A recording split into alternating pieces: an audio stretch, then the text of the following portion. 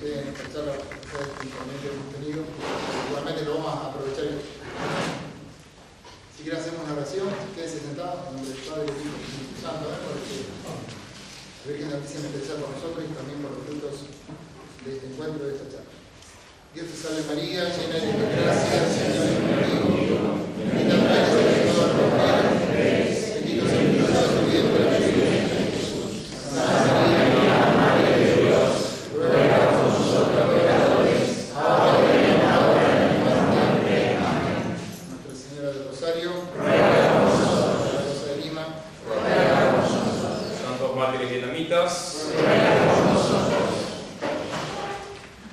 Bueno, agradezco ante todo al señor obispo, que sé que está enterado de esta conferencia, y al párroco, señor párroco, por la invitación.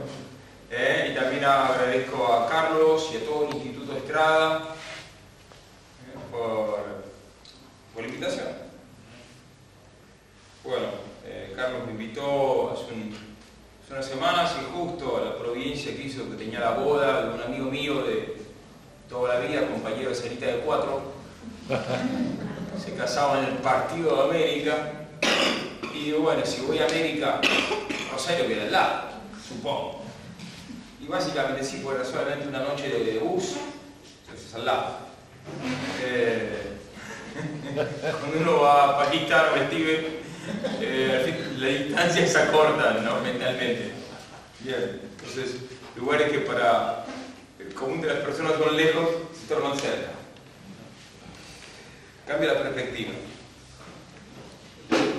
Espero que esta charla sirva para coopere como grano de mostaza para que el día de mañana haya un nuevo auge misionero.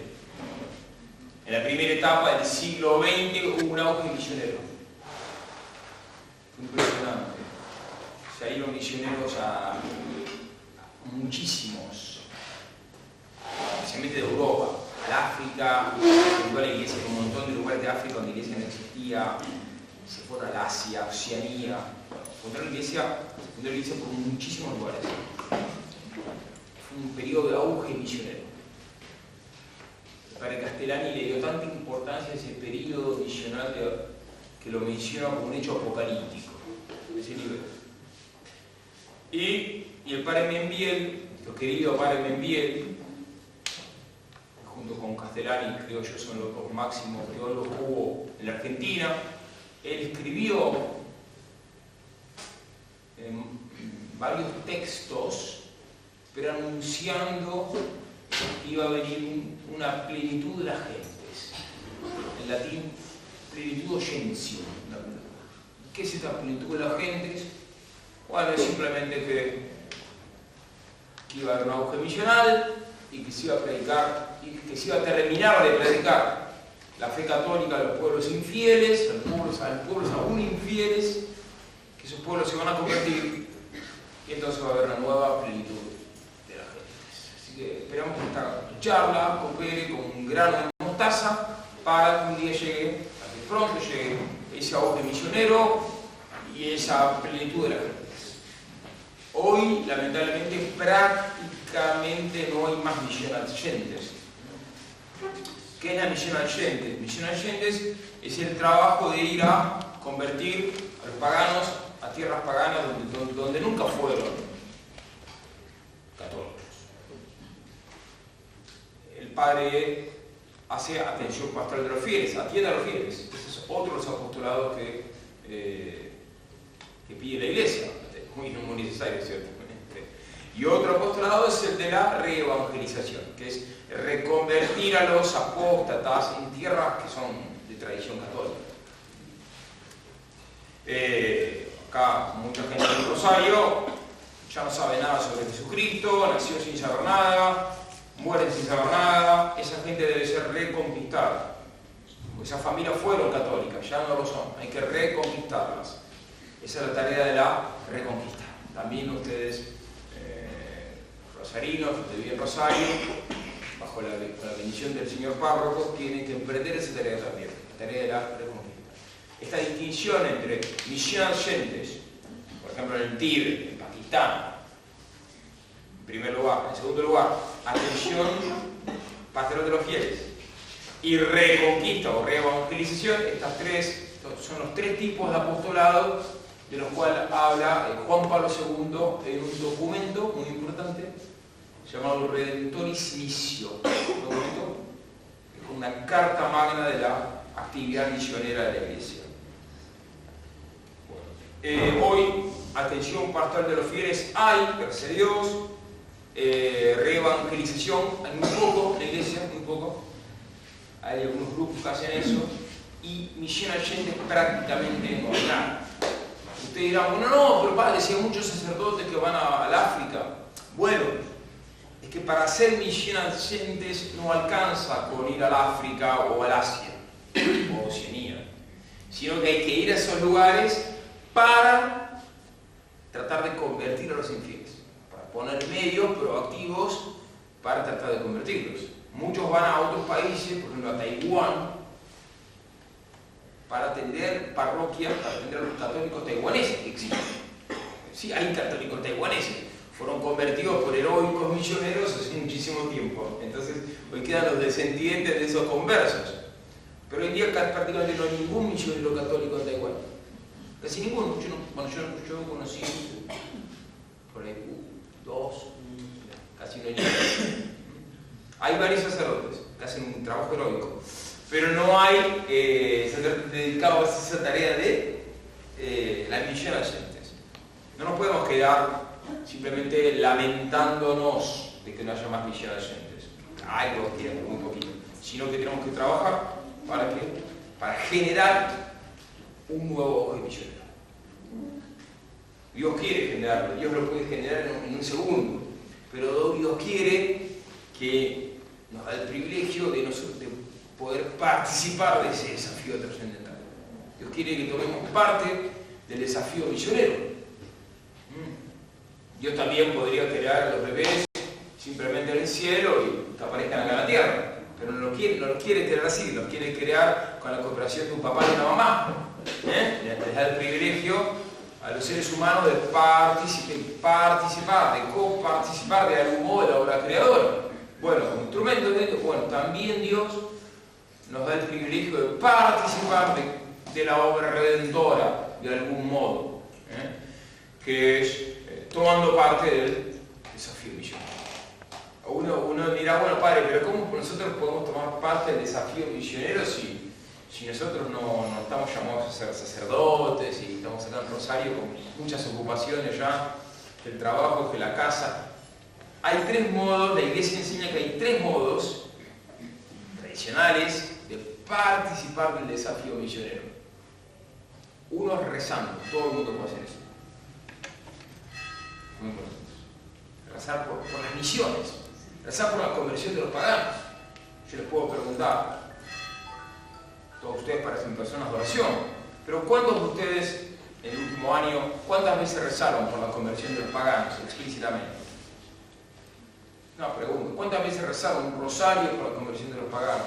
¿O pidieron una misa, padre, celebre una misa por la conversión de los chinos paganos? Bueno, una pregunta, ¿no?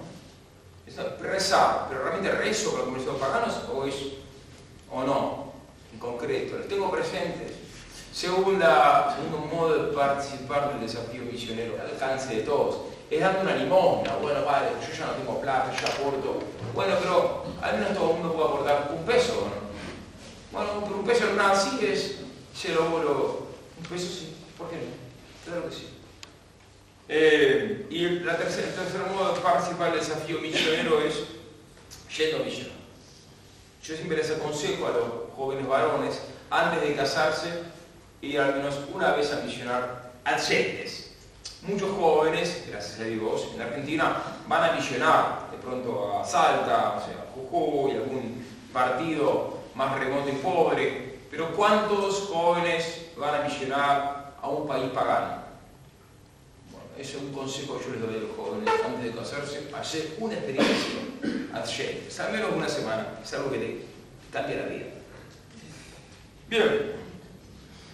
Y vamos a ver algunos videos para que la charla no sea así aburrida, pero bueno, Dios impuso que no hayan videos, benditos a Dios. Y la verdad, hay mucho para para contar de las misiones, y el título que le puso Carlos a esta charla era Testimonio misionero de Pakistán y el Tíbet. Bien. Había mucho para contar de todo eso, pero lo que hice fue hacer una selección de algunas historias que me parece que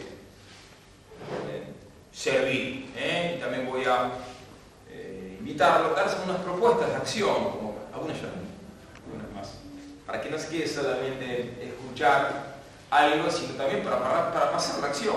¿Sí? Pero para no caer simplemente en una exposición de anécdotas, un anecdotario misionero, para darle algo de logos, algo también de algunas tesis. Quiero destacar 4 cosas. Y después vamos a contar unas anécdotas que ilustran estas 4 cosas.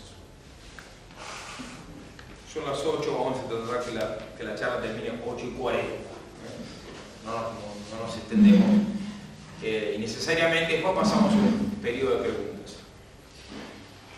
Cuando uno lee las vidas de los santos misioneros, que es algo fascinante, no sé si alguna vez ustedes experimentaron lo que es la aventura de leer la vida de un santo misionero. Es algo que huele a la cabeza. Y cuando uno lee las vidas de los santos misioneros, que es uno de mis hobbies, se aprenden al menos 4 cosas. Primero, que hay que procurar la santidad. Para eso ya lo sabemos. Bueno, sí, pero sí. Y también se aprende que la santidad, entre otras cosas, implica la virtud de la magnanimidad. Segundo, hay que procurar la segunda cosa que uno aprende, que hay que procurar la perfecta ortodoxia doctrinal. Y por tanto hay que seguir a Santo Tomás de Aquino. Porque Santo Tomás de Aquino es el mayor santo de los sabios y el mayor sabio de los santos. Y punto. Tercero, hay que procurar ser consumido por el más ardiente celo de almas. Esta virtud, el celo de almas, no solamente exclusivo, no tiene que ser solamente un coto exclusivo de los sacerdotes, sino también de los laicos. Cuando haya muchos misioneros, que aunque más no sea unos 20, con extremo celo de almas, se va a obtener el auge misionero. ¿Habían escuchado la expresión celo de almas? También llamada celo apostólico. Celo de almas es una virtud radical. Y la cuarta enseñanza es que hay que tratar, hay que rezar, hay que trabajar para que se implante la cristiandad. Hubo cristiandad en el pasado, ya no la hay más, lamentablemente, pero es otro desafío que tenemos, trabajar para restaurar la cristiandad. Entonces, y la misión Adyentes, ustedes dirán, bueno padre, pero ¿qué tiene que ver la cristiandad con la misión Adyentes? Si usted vino a hablar de la misión Adyentes. Bueno, tiene mucho que ver, porque la misión Adyentes, por su propia naturaleza, tiende a plantar la cristiandad donde todavía no se conoce a Cristo. Un ejemplo de esto en Francia. Francia era pagana. El jefe de los francos, Clovis, adoraba ranas. Una nido de rana, como sapo. Se convirtió, por el apostolado de Adyentes, el obispo San Remigio, se convirtió. Entonces con él se bautizaron sus guerreros, sus caballeros, y ahí se convirtió todo Francia. Y ahí empezó una monarquía católica, que duró hasta la Revolución Francesa, de 1789, la maldita Revolución Francesa. Pero fíjense, entonces, cómo la misión Adyentes, con su propia naturaleza, tiende a plantar cristiandades.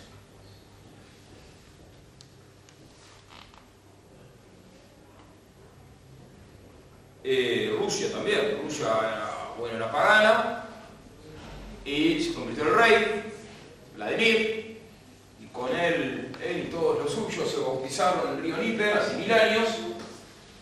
Bueno, pues fue santo San Vladimir. fíjense cómo la misión oyente tiende a la cristiandad. Con muchos ejemplos de esto. Y hoy en día también hay que seguir tratando de convertir a los jefes. Usted dirá, bueno, padre, porque lo suyo está pasado de moda, ya no pasa más eso. Les cuento una anécdota, esto no nos pasó ni en el Tíbet ni en Pakistán, pero ilustra este argumento. Es que estando en Malawi, donde fuimos casi de carambola, llegamos a Malawi, estaban los planes. Malawi, en África. África británica, África anglófona, no tan lejos de Somalia. Y estando ahí en Malawi, África subsahariana,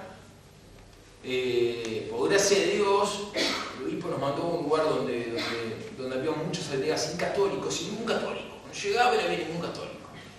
Estaba todo. Parece, para el misionero es el lugar ideal, porque justamente ahí tenés trabajo. Muchísimo trabajo. Hay que convertir a todos. Está buenísimo. Yo cuando llego y hay bastantes católicos ya no me da ganas de quedarme ahí. Ir a otro lado. Digo. Por eso siempre buscamos los lugares donde la iglesia no existe.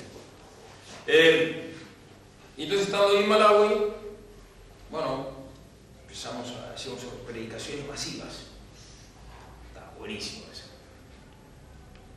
Entonces de pronto vino muchísima gente, los convocábamos por medio de los jefes. Los jefes invitaban a la gente, venían, se anunciaba por la radio de la diócesis. Y también para motivar que la gente venga, compramos una vaca.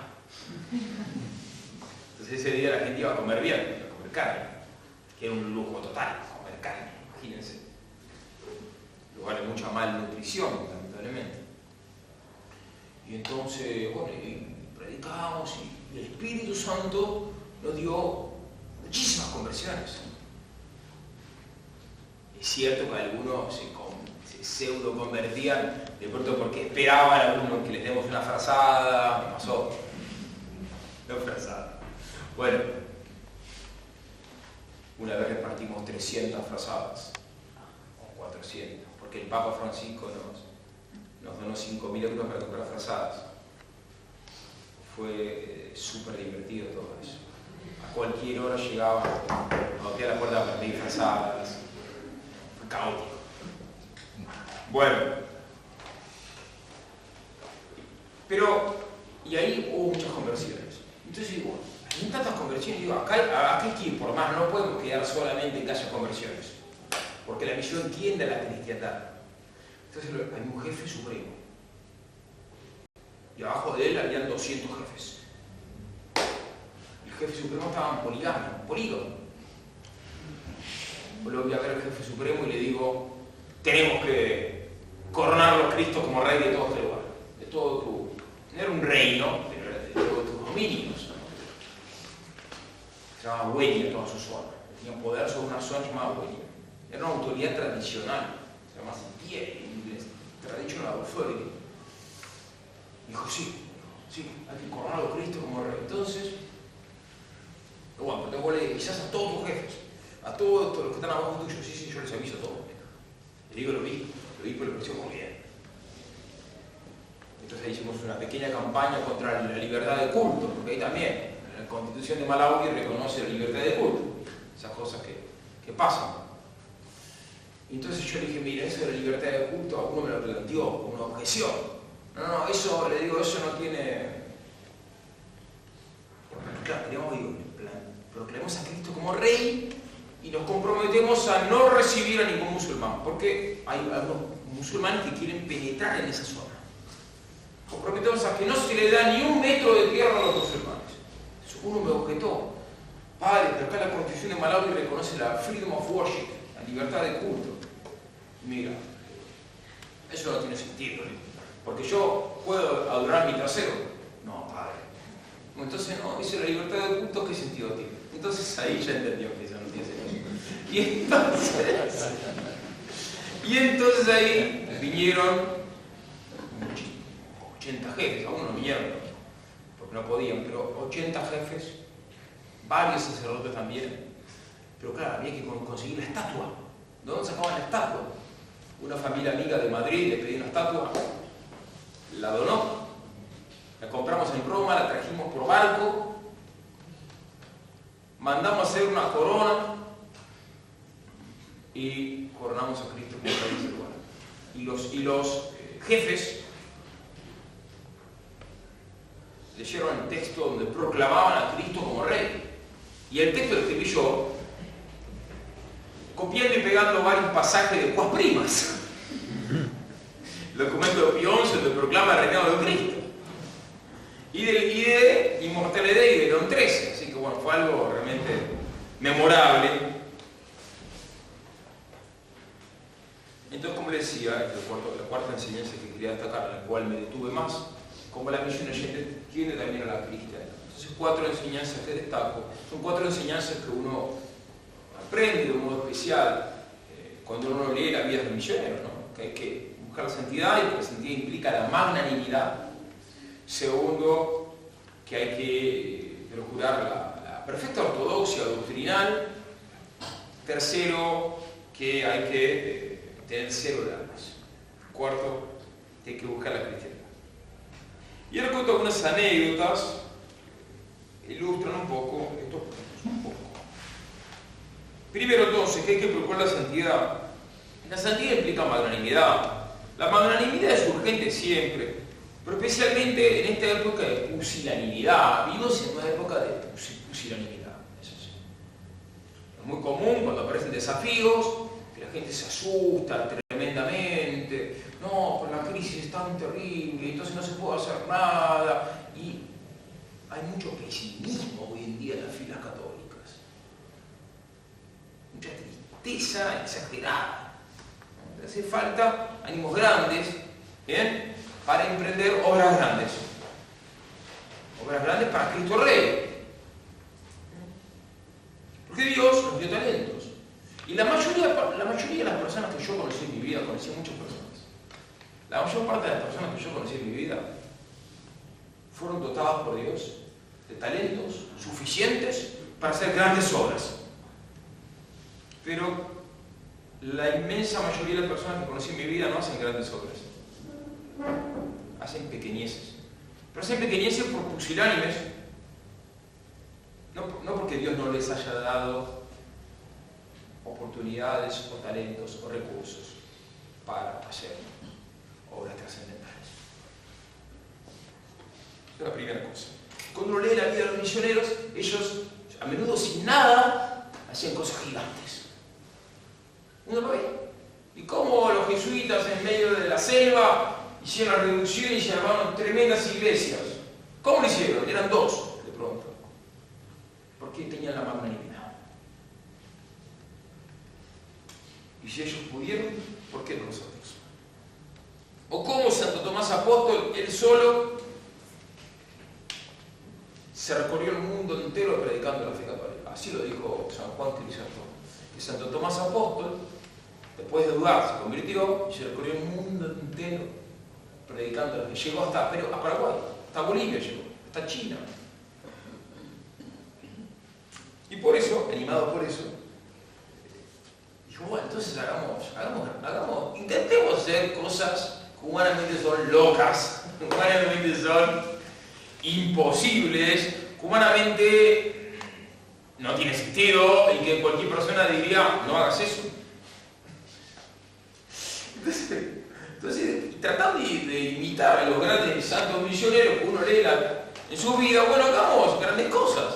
Entonces cuando nos enteramos de que habían esclavas sexuales cristianas en Pakistán, bueno, vamos a tratar de salvarlas. No, pero ¿cómo vamos a hacer? Bueno, se hace el camino largo. Dios ya nos mostrará el camino. Y por eso es que me enteré de que había una chica, una mujer, le habían cortado la nariz, le habían cortado partes íntimas. Y entonces me enteré porque fue católica. Entonces cuando me entero de eso, se lo comento a una chica que yo había bautizado, una musulmana convertida, que tuvo un sueño con Jesucristo. Se convirtió, va a la parroquia en un país musulmán, no la quieren bautizar, por miedo. Nos enteramos de esto, y dijo, la bautizamos. Y después de bautizarla, yo estaba en el aeropuerto, abro Info Católica y me entero de eso de la mujer con la nariz cortada en Pakistán. Y le escribo a la chica que bauticé, mirá lo que le pasó a esta chica. Sí, si se enteran que usted me bautizó, me puede pasar algo parecido. Entonces me puse a estudiar el caso, me leo un dossier de 50 páginas donde hay una lista de 100 esclavas sexuales cristianas en Pakistán, secuestradas. Esto no puede ser. Lo voy a ver al Papa casi se pone a llorar, Papa Francisco, por este tema, nos da una donación. Y entonces, y lo llama un amigo militar que se había ofrecido a misionar. Le contó el caso, ¿cómo lo veo? ¿Es posible ir a rescatar personas? Sí, padre, esto es perfectamente posible. Y entonces lo llamé por Twitter, después por WhatsApp, al que había hecho, a la persona que había hecho el dossier, un pakistaní católico, llamado Joseph. Me presenté, al principio no entendía nada, ¿Qué te parece? ¿Vamos a rescatar a esas personas? Bueno, sí, me dice. Bueno, así empezó todo lo de Pakistán. No estaba en el programa, no estaba en los planes, nos tomó por sorpresa y por gracia de Dios ya rescatamos más de 100, perdimos medio la cuenta, pero más de 120 personas, más de 120 esclavos. Cada rescate tiene su historia, su ayuda especial de Dios. Vimos milagros. No milagros de un muerto que resucita, pero sí de milagros de, por ejemplo, de un grupo nos llegó un reporte, porque uno trabaja con reportes, como de inteligencia, digamos, tenemos informantes. Entonces nos llegó un reporte de 6 familias que habían sido forzadas a hacerse musulmanas. 6 familias de esclavos cristianos. Y dirán, ¿cómo es eso de los esclavos? Bueno, sí, en Pakistán hay esclavos, de pronto porque no tienen para comer, piden un préstamo por unos pocos pesos, un préstamo como si fuera por $5. Y a raíz de eso quedan ya de esclavos. Y entonces, y a menudo son esclavos trabajando en una fábrica de ladrillos, se llaman brick kilns. Hay muchísimas fábricas de ladrillos. Otros son esclavos en minas de carbón. Así que el año que viene vamos a ir a las minas de carbón, a las minas del Pakhtunkhwa. No me pregunten cómo son porque no tengo ni idea, pero bueno. Y también están las minas de Duki, no sé si escuchaban hablar. 54 minas de Duki en Balochistan, en la frontera de Afganistán. Ahí también deben haber cristianos probablemente, así que va a haber que ir a rescatarlos. No podemos tolerar que sigan habiendo cristianos en las garras de los musulmanes, siendo esclavizados, porque pueden perder la fe. Y en este caso concreto habían perdido la fe, habían renunciado a la fe. Eran 6 familias. Y entonces cuando me llega el reporte, digo, no, para ahí no podemos ir, porque era un lugar dominado por una secta terrorista llamada TLP, musulmana. Digo, ¿cómo vamos a ir ahí? Vamos a esperar, porque está bien confiar en Dios, pero tampoco uno tiene que, como se llama, hacer una imprudencia. Entonces digo, vamos a ir cuando tengamos un equipo de voluntarios militares más preparados para una cosa así. Bueno, digo, tomo esa decisión muy prudentemente. La cuestión es que el otro día celebró la misa y era el día de San Ramón Nonnato. ¿Le suena San Ramón Nonnato? Sí. Santazo. 31 de agosto. Santazo. Entonces, San Ramón Nonnato. ¿Y San Ramón Nonnato qué hizo? San Ramón Nonnato se dedicó a esto, a rescatar esclavos, a redimir cautivos. Esta es la expresión tradicional, redimir cautivos de la mano de los musulmanes. Entonces a él le llegaron él se estuvo en una cueva, en una mazmorra musulmana, de esclavo también. Y cuando estaba de esclavo en la mazmorra, él también predicaba la fe católica y convertía a los musulmanes. Y para que se calle, como le dijeron que se calle y no se callaba y seguía predicando, los musulmanes le pusieron un candado en la lengua. Bueno, el Papa lo nombró cardenal, lo rescataron otros, lo liberaron. Cuando estaba volviendo para recibir el birrete cardenalicio, se murió de agotamiento en el camino. Entonces, cuando yo predico a los voluntarios misioneros en Pakistán, eran 3 voluntarios, les cuento de la vía San Ramón Nonato, y ahí digo, y nosotros nos vamos a ir a rescatar a estas 6 familias. Entonces ahí sentí que el Espíritu Santo quería que vayamos y que San Ramón Nonato nos iba a ayudar. Entonces fuimos. No que dije, bueno, sí fuimos, pero uno de los voluntarios no vino, no lo obligamos, por supuesto, vino uno, que recién había aterrizado en Palermo. Entonces fuimos y llegamos, estaban las 6 familias, todo un barrio completamente, una zona completamente musulmana, casi no se veían mujeres en la calle, las pocas que habían todas tapadas. Y entonces, de pronto llegamos y a los 5 minutos salió un muro y se llena de como 50 personas arriba del muro, todos musulmanes mirándonos. Y entonces ahí, bueno, nos llevamos a algunos, a la abuela, nos llevamos a la abuela, dijimos, la abuela tiene que ir al hospital. Tenía que ir, aún tenía unos, se había caído 6 años antes. Y entonces la llevó de la abuela al hospital. Está buen andador, señora. Unos pocos acompañantes de la familia la acompañaron. Y ahí nos dijeron los esclavos, estamos arrepentidos, dijeron. Queremos volver a ser cristianos. Y entonces a los hombros se habían torturado con arena caliente. Entonces ahí la llevamos a la abuela y dijimos, ¿cómo rescatamos a los demás? Le mandamos una ambulancia. Mandamos una ambulancia, se subieron todos y claro, no lo pudieron detener, no se lo esperaban los esclavistas, y a raíz de eso después, pero el otro día los descubrieron.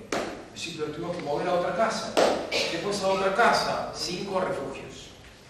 Bueno, y entonces ahora dijimos, no, ahora hay que hacer algo más seguro. Así que estamos fundando un barrio cerrado, con un country, para estar liberados. Lo voy a llamar Pax. Pero va a ser un barrio especial, ¿vale? Con ciertas características, por seguridad. Un vecino nos dijo, padre, si ustedes hacen el barrio y no le ponen muralla y fosa, a las 48 horas los musulmanes la queman. Entonces vamos a pasar un barrio con muralla y fosa. Estamos ahora construyendo la muralla y la fosa. Es el primer paso. Casi 5 hectáreas. Bueno. Y estamos juntando la plata por internet. Yo soy mendigo por las redes sociales. Así como ahí va creciendo. Ya juntamos bastante. Ya tenemos para la muralla y la fosa. Bueno. Y ya tenemos la primera familia de esclavos viviendo ahí. Ahora casi no se puede vivir ahí porque casi no hay infraestructura. Pero uno de los esclavos que lo ayudamos, lo asistimos para que se escape, ya está viviendo ahí. Y usted dirá, bueno, padre, pero eso es solamente material, esto de reunir esclavos, solamente, y las almas. No, lo más importante son las almas. Porque si están ahí y apostatan, ¿qué salvación de alma estamos hablando? Cuando la Virgen de la Merced le pidió a los primeros mercedarios que vayan a redimir cautivos, se lo pidió porque, claro, el cautivo, mano de los musulmanes, corre el gran riesgo de apostatar, de renunciar a Cristo. ¿Sí? Y además, muchos ahí nacen en la esclavitud, porque son esclavitudes multigeneracionales. Es una esclavitud que se hereda. Llegamos a ver una familia que eran 4 generaciones de esclavos. Y entonces mucha gente ahí no conoce la libertad. Entonces no tienen ni oportunidad de ser bautizados. Los sacerdotes pakistaníes casi ninguno llega a esos campos de esclavos. No llega. Entonces, casi ninguno. Y entonces ese es lo principal. Por eso muchos no están ni bautizados. O muchos son protestantes. Lo sacamos, cuando lo sacamos hacen católicos, ¿no? Así que eso es lo principal, salvar esas almas. Y también, esto lo tenemos presente, esto también ayuda a que se conviertan los musulmanes. Porque claro, ya nos pasó, recibimos reportes de 20 familias de esclavos musulmanes que quieren ahora hacerse católicos. Lerdos ni perezosos. Usted dirá, bueno, no, vale, en realidad están engañando, lo que quieren en realidad es que ustedes lo rescaten y... Bien, esto es un tema tratado por los teólogos, el tema de las conversiones por conveniencia. Una cuestión, no la voy acá a desarrollar, pero solamente les cuento que es una cuestión antigua.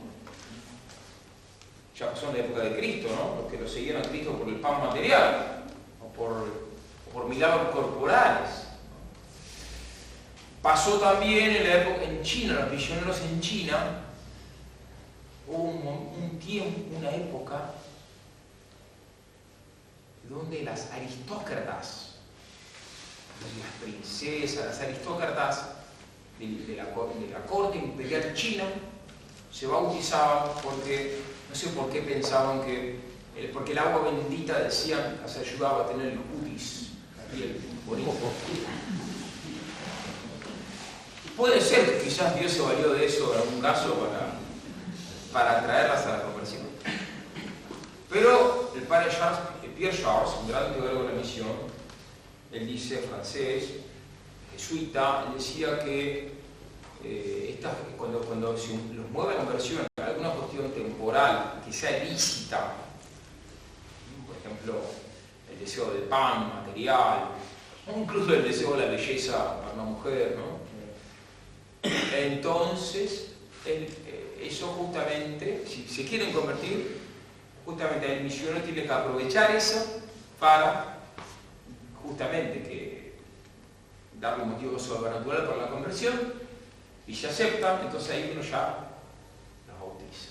Dios se vale de esos móviles temporales o terrenos legítimos para traer a las almas a la conversión verdadera. Bien.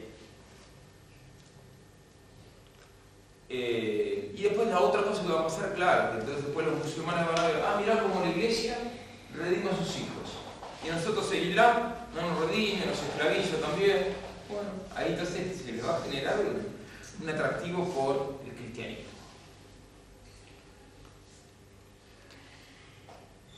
Otro punto importante para destacar es que hoy lo pedimos en el sermón, en el púlpito, promovimos el ideal del martirio, ¿no? Lo bueno sería que salga acá de la parroquia un día, un mártir, un misionero mártir, bien. Salió Melón, pero Melón no era misionero. Un misionero mártir. Es un laico. Sí, es un laico, pero hoy santo, asesinado por la guerrilla comunista. Pero qué bueno sería que venga un misionero mártir, ¿no? Es una gracia. La iglesia ensalza a los mártires. El martirio es la máxima de las coronas. San Francisco Javier pedía la gracia del martirio. La pedía. Santo Domingo Guzmán, fundador de los dominicos, pedía la gracia del martirio. Los mártires de Rabastro pedían la gracia del martirio. Y había uno que no la pedía, ese no la obtuvo. Bueno, pero, no, que el martirio sea algo anhelable, que sea la mayor de las coronas, no significa que no sea legítimo la legítima defensa, que también es doctrina católica. Y por eso no hay que caer en falsas dialécticas. ¿Qué es? ¿Martirio o legítima defensa? A veces el misionero tiene que aconsejar a los laicos que practiquen la legítima defensa. Y siempre hay que aconsejar que estemos dispuestos al martirio si Dios así lo quiere. ¿Por qué cuento todo esto? Todo este rollo, como diría en España. Porque ahora nos enfrentamos con esa situación. Estamos fundando la fortaleza de cristianos. Estamos armando la muralla y la fosa.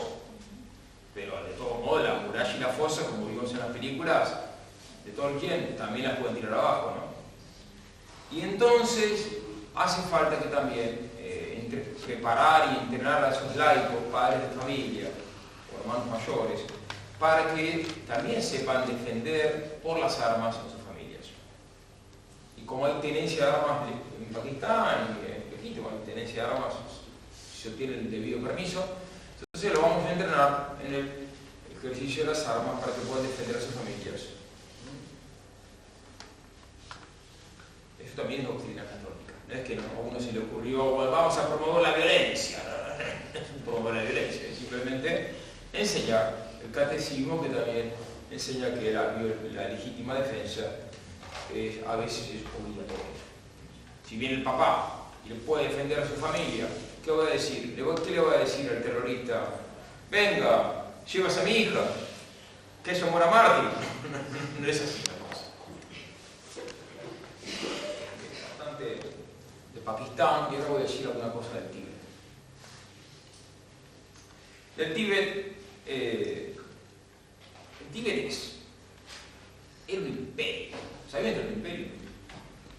Era un imperio, era un lugar gigantesco.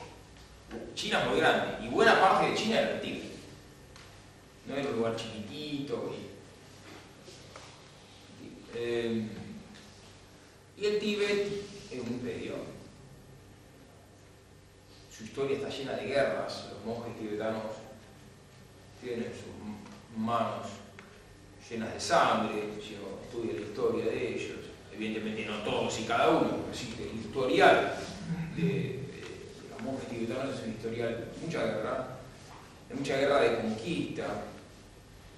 Y por eso, hoy en día, cuando uno habla del Tíbet, geográficamente uno se refiere a buena parte de China, pero también a ciertas partes de países aledaños a China, como India, como Nepal.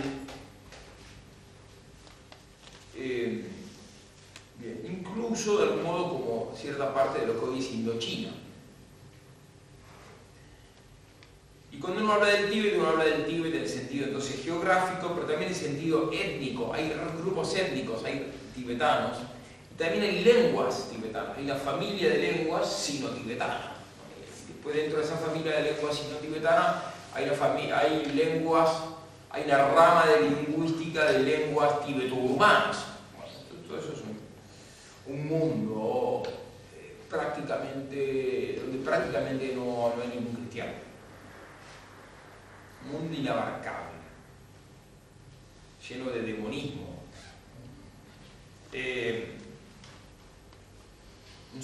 Tuvimos ahí, en la orden de Sanería se empezó ahí en el lado indio de la meseta tibetana, en un lugar, no en el lado chino, porque ahí no podíamos obtener la visa.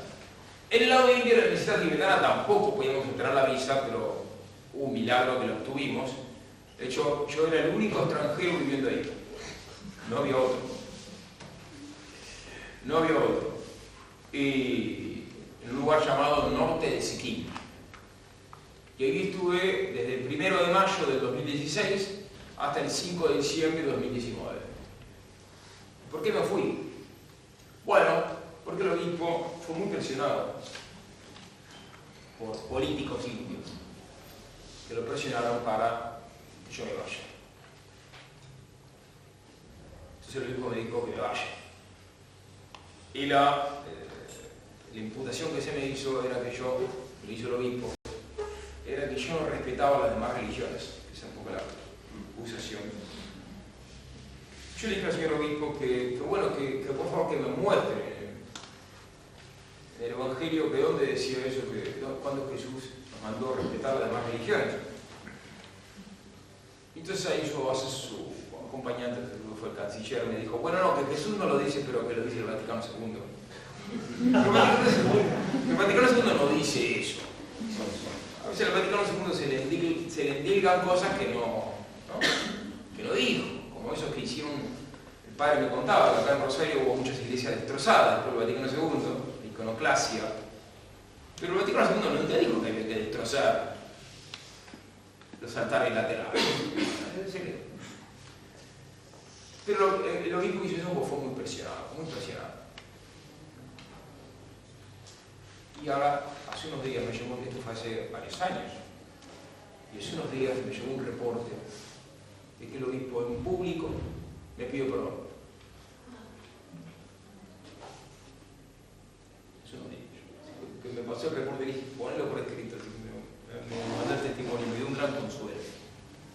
Pero porque uno podría preguntarse, ¿pero por qué el obispo, por qué Dios permitió que el obispo haga eso?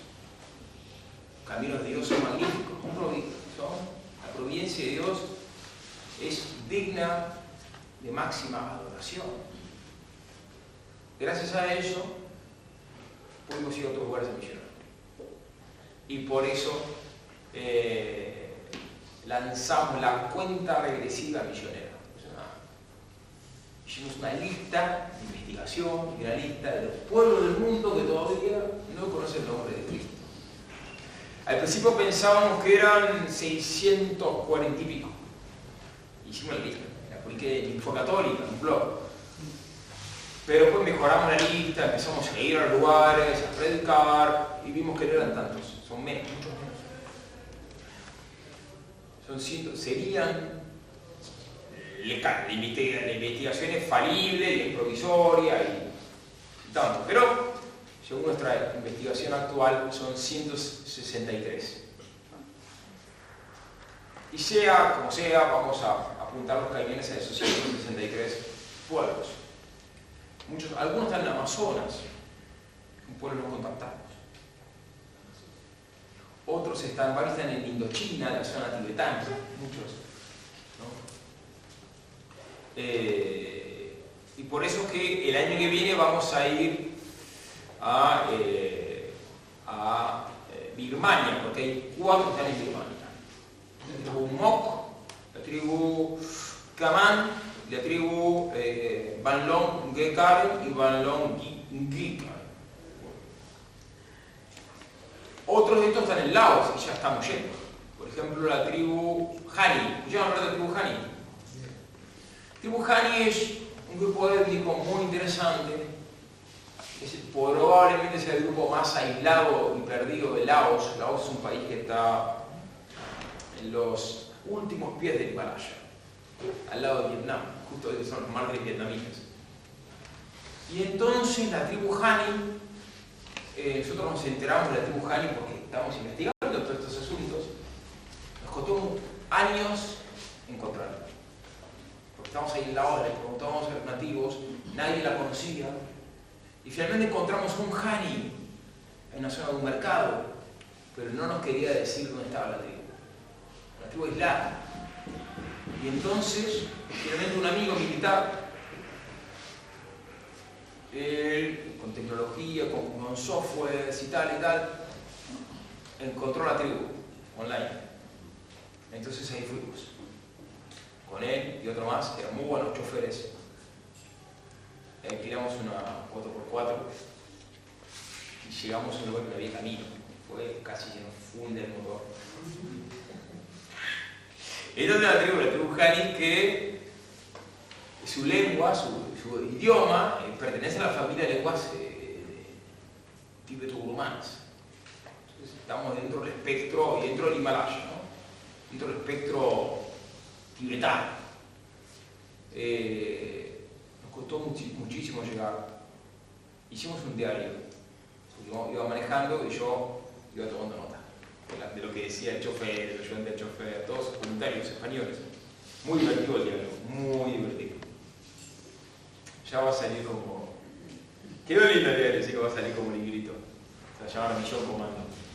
Y ahí fuimos, después de Pakistán. Primero a Pakistán y de Pakistán fuimos ahí, a buscar la tribu Hani. La encontramos. La encontramos y predicamos. En 3 aldeas. Predicamos en la primera aldea. Escucho algo. Pasó mucho. Vamos a la segunda aldea. Era muy poca gente, medio que nos echan. Bueno, vamos a la tercera aldea. Es así, charla, nos invitan a comer, no había mucho diálogo. Hablamos en chino mandarín, ahí hablaban en chino mandarín. También hablaban en idioma jani, pero el idioma jani no lo conocemos. Y entonces ahí, en un momento, le pregunto si ellos conocían al creador. Y uso el término en chino, que es Tianchu, el nombre del creador en chino. Y también uso el nombre antiguo, Shangti, otro nombre que usó la iglesia. Entonces, sí, creían en el creador. Cuando le dije los nombres chinos, creían en el creador. Impresionante. Porque claro, no conocían a Jesucristo, no conocían ni el nombre de Cristo. Entonces yo le pregunté, ¿vino acá alguna vez algún sacerdote del Dios creador? No vino ninguno. ¿Y ustedes quieren recibir la bendición del Dios creador? Sí. Bueno, yo soy un padre sagrado. En chino se dice Shenfu. Shenfu es padre sagrado. Yo soy un padre sagrado, un Shenfu, un padre sagrado de Shanti. El Dios creador de Tianchu, el Señor del cielo. Yo soy un padre sagrado del Señor del cielo. Le puedo dar la bendición del Señor del cielo. ¿La quiere? Sí. Bueno, pónganse de rodillas. Toda la familia se puso de rodillas. Tráigame agua, bendije el agua. Y los bendijo.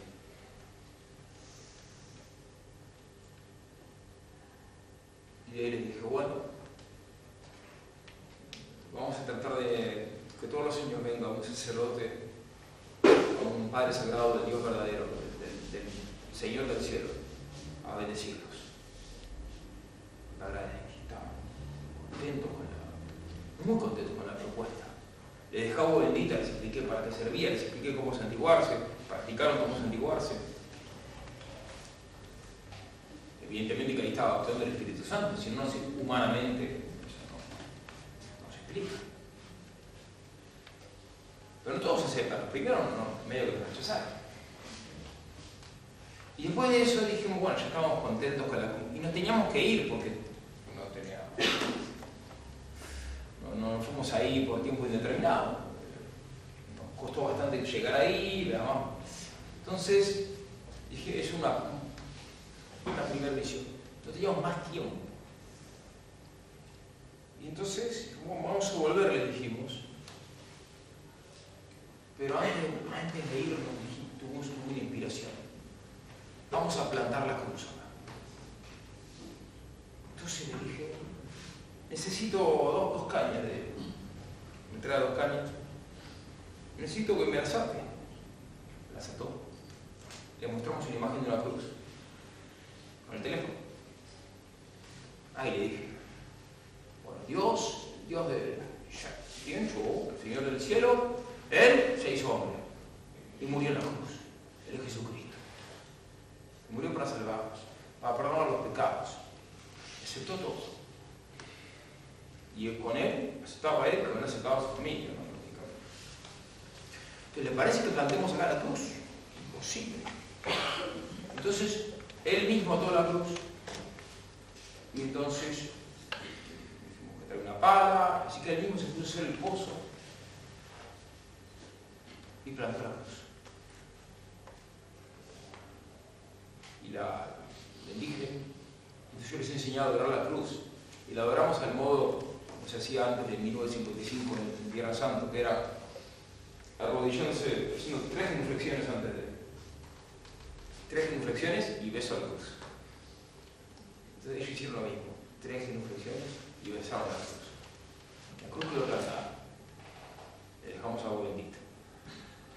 Ese es el comienzo, esa es la primera semilla, grano de mostaza, en latín se dice grano sinapis. Grano sinapis para plantar la iglesia ahí en la tribu Jani. Y hay que volver, no solamente ahí, sino a 163 tribus. Bueno, algunas ya fuimos, pues ahora no hay tiempo de contar todas las historias, pero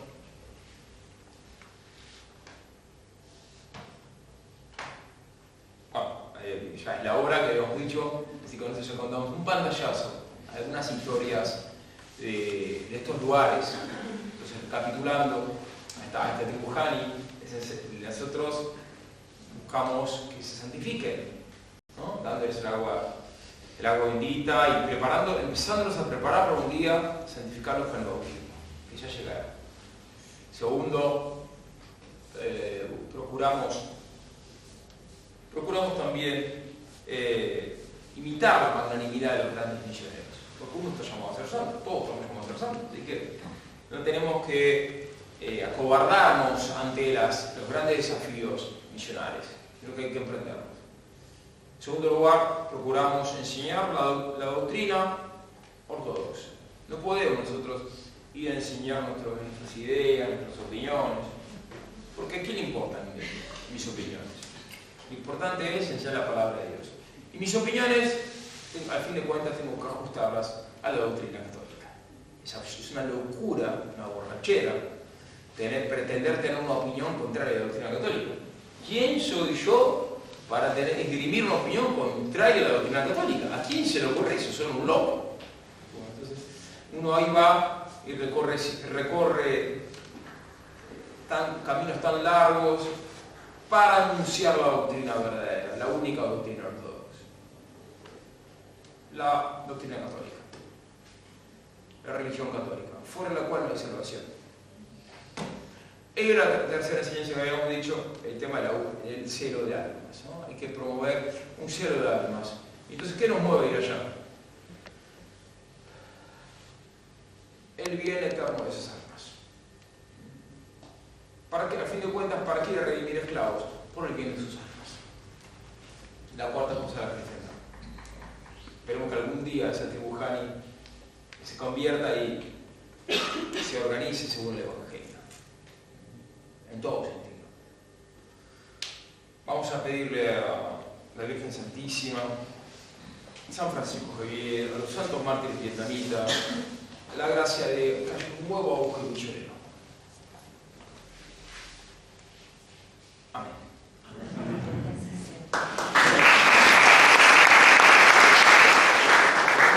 Padre, esta hermosa charla y también esta experiencia misionera, para pedir alguna pregunta, levanten la mano para vos realizarla. Sí.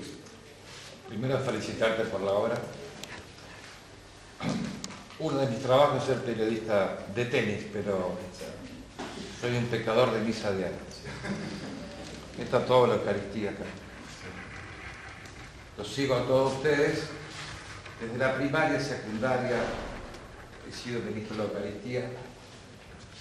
Hay una pregunta que se le ha preguntado a muchos sacerdotes. Sí.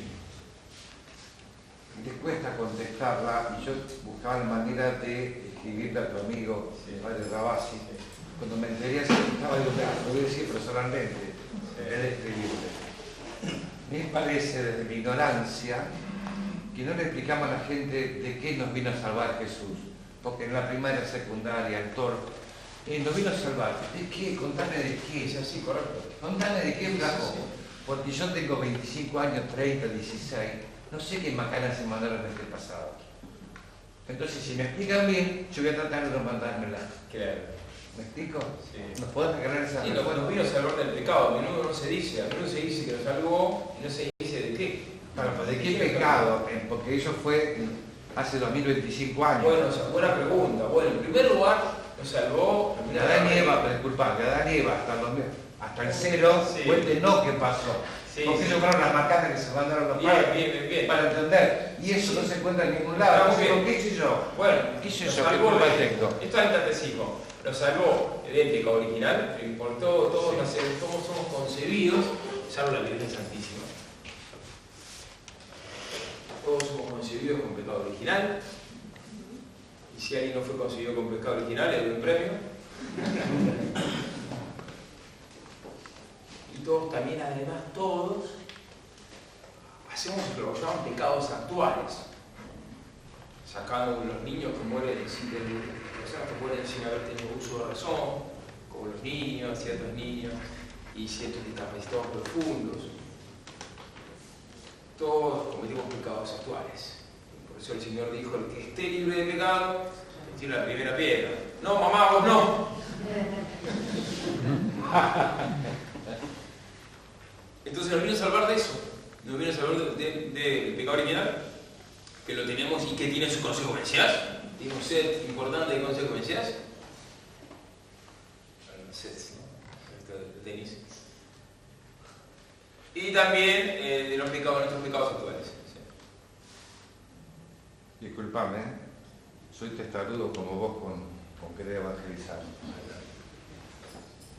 Y a ver, yo sospecho, por lo que he preguntado de inteligencia artificial y 200 libros que leí, que suponete que en el paraíso hasta el cero pasaron miles de años, ¿no? Ah, sí, correcto, sí, del paraíso, sí, lo más probable es que 4.000 años. Exactamente. Ese es el cálculo que hace Don Bob. Nos hemos enterado que cuando Dios se enoja, viene el diluvio.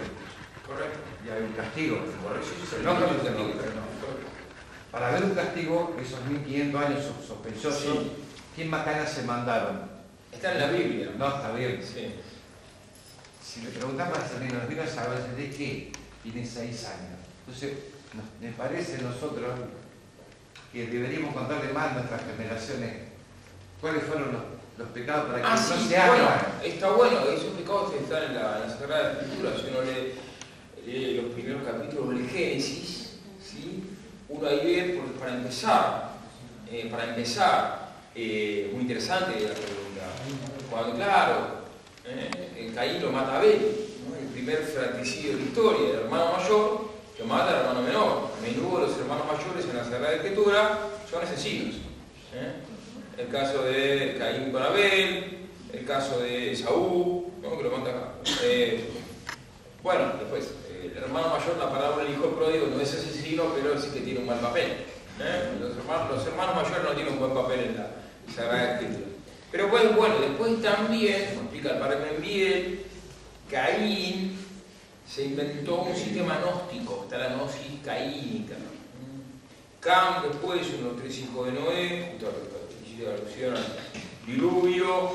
Cam también inventó la gnosis canita, que es continuadora de la gnosis caínica, como explica Membiel. Y en general la sinagoga está dividida en dos, los buenos y los malos, como decía la iglesia, que hay buenos y malos, y los malos pervirtieron la revelación divina y crearon la cábala gnostica, como explica el padre Membiel en su libro, su obra maestra, de la cábala al progresivo. Bueno, sí.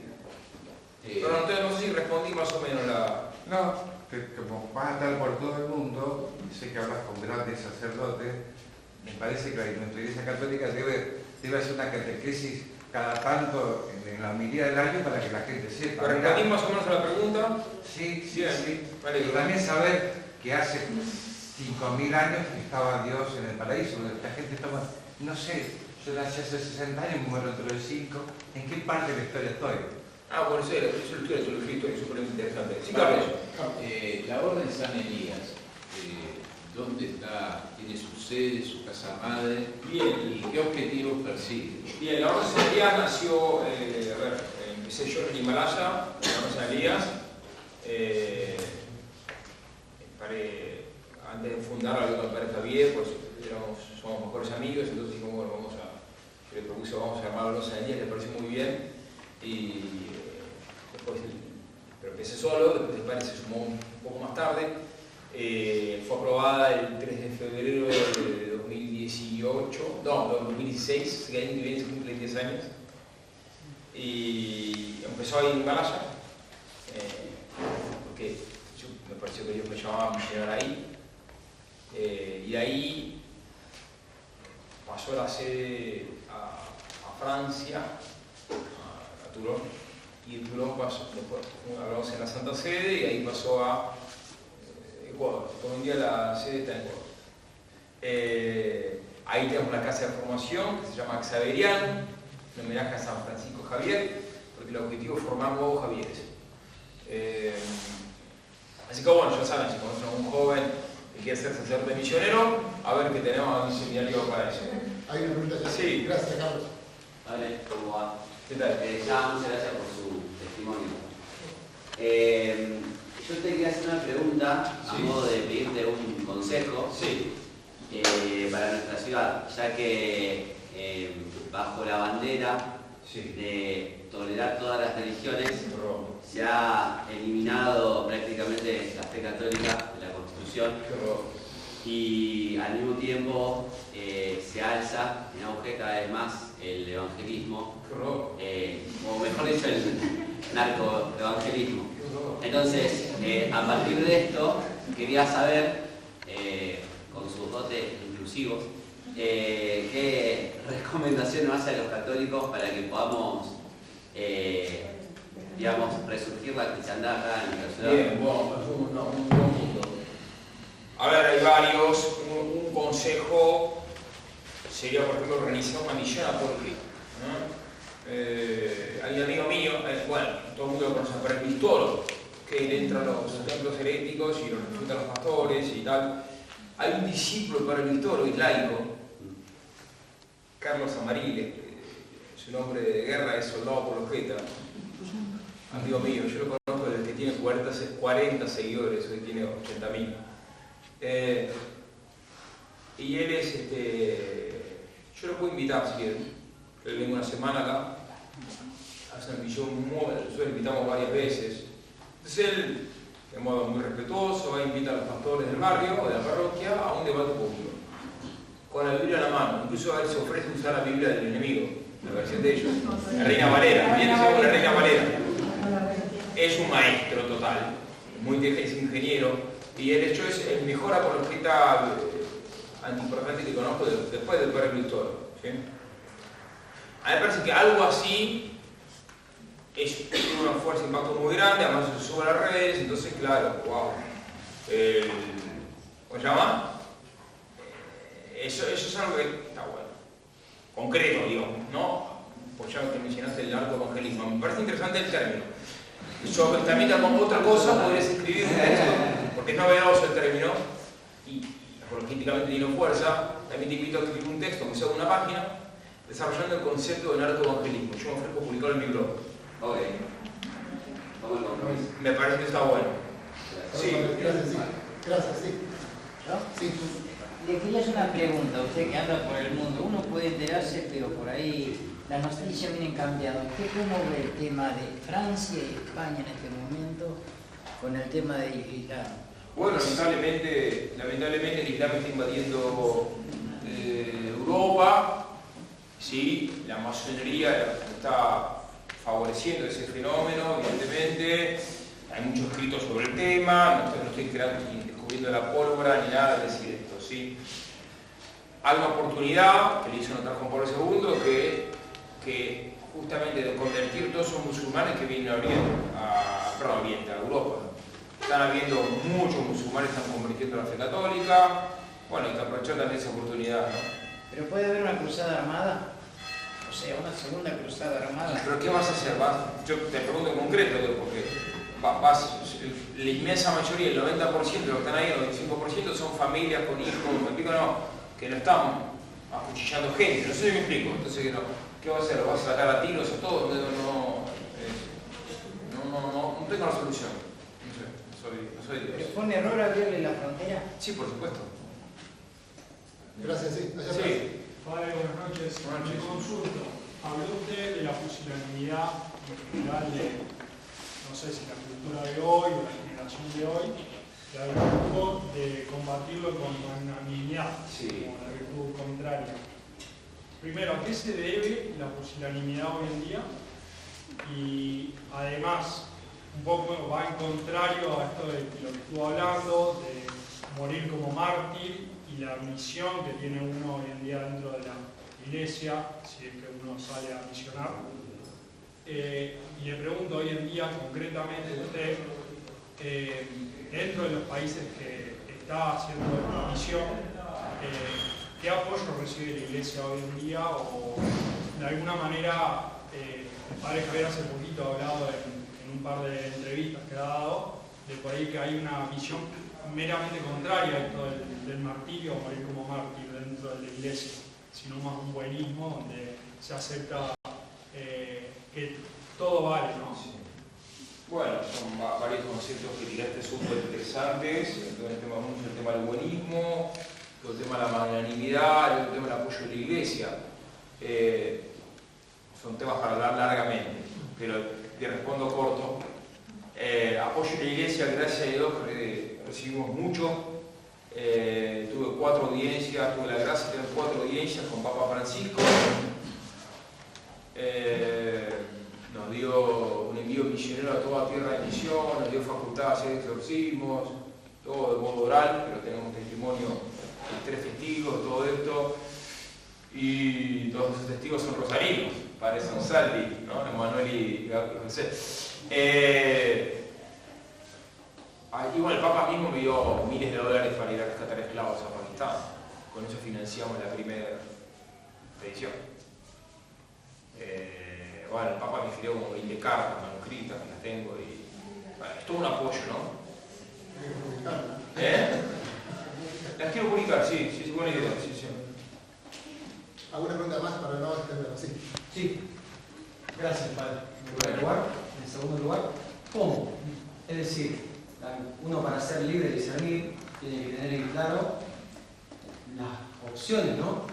Y para un laico promedio, hoy no es una opción como tal hacer una misión a Allende, o al menos más allá del ideal, es como que no están los caminos muy claros. Así es. Bueno, así es. Bueno, por eso hace 10 años estamos promoviendo que el laico varón soltero mayor de edad haga una experiencia de misión Allende. Entonces hoy en día, al menos los que escuchan esta charla tienen la oportunidad de hacer algo. Bueno, unirse. Si quieres venir, puedes venir.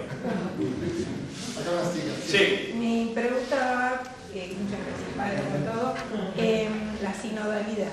Nosotros estamos en grupos que estudiamos la sinodalidad y hablamos de sinodalidad. Sí. Y bueno, desde que se apareció la Virgen en la Salet decía que nos van a meter a todos bajo el mismo paraguas, todos bajo el mismo Dios, todo el mismo Dios, y una gran confusión. Bueno, respondo. Ciertamente todos tenemos trabajo en el mismo Dios porque es un solo Dios. Y segunda cosa, respecto a la sinodalidad, hay un padre, José Eduardo, un sacerdote brasilero, que tiene un libro donde escribe que la sinodalidad bien entendida es un contexto donde los pastores, obispos, párrocos, sacerdotes, escuchan a la gente, lo cual es bueno. Escucha activo. Escuchan. O sea, muchos sacerdotes hoy en día no escuchan a la gente. ¿Sí? Entonces está bueno que el sacerdote escuche a la gente. Es algo muy importante. Esa es la auténtica sinodalidad. Eso. Se puede entender bien. Después la gente, ¿me explico o no? Muchos lo van a entender la sinodalidad para hacer cualquier cosa. Bueno, a ver, de todo se puede abusar. Hasta de la Eucaristía, ¿no? Como se llama comunión sacrílega. Estoy respondiendo corto, ¿no? En absoluto. Sí. Bueno, gracias primero. Y yo nada más simplemente para un granito de arena aportar desde la oración. Sí. Para el celo misionero. El domingo 30 vamos a salir acá de la parroquia hasta el santuario de Yanta a hacer una peregrinación y bueno, la vamos a ofrecer por las misiones y todo, y están todos invitados. A las 8 de la mañana el domingo llegamos al santuario y celebraremos misa. Están todos invitados y por las misiones la vamos a ofrecer. Muchas gracias.